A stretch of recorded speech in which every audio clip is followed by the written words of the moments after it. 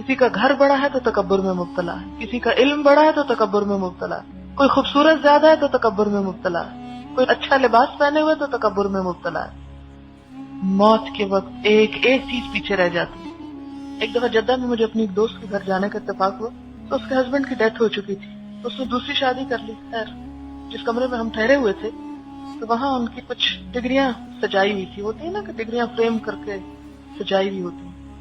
بہت بڑے انجینئر تھے، ان کے ہسبینڈ جدہ ایئرپورٹ بنانے میں ان کا بڑا ہاتھ تھا، تو وہ لگی ہوئی تھی نا، تو مجھے ایسے انٹرسٹ ہوا، میں نے کہا یہ پڑھ کے دیکھتی ہوں کیا لکھا ہوا نا، تو ان کے مرحوم شوہر کی وہ ڈگریاں تھیں اور ان کا بڑا نام تھا، بڑے ویل نون اور بہت قابل شخص۔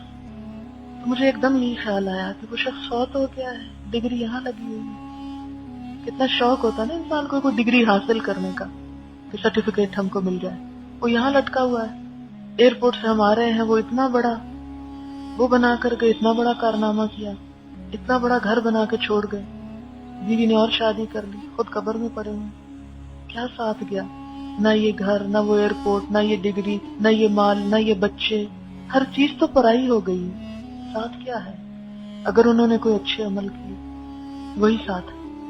تو ایسے موقعوں پر بہت انسان کو اپنی کمائیگی کا احساس ہوتا ہے کہ جن چیزوں کے پیچھے ہم بھاگ رہے ہیں ان میں سے کوئی ساتھ جانے والی نہیں، کوئی ایک بھی، کیونکہ لوگ اسی پہ پھولتے رہتے ہیں نا۔ آپ ذرا لوگوں کی گفتگو سنا کریں، کس کس چیز پہ بیٹھ کے تکبر کر رہے ہوتے ہیں۔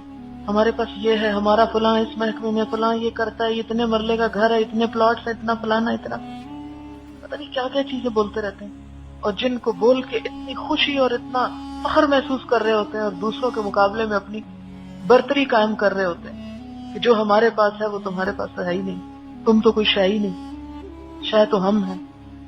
ان چیزوں کے بل پہ جو ایک بھی ساتھ نہیں جا رہے،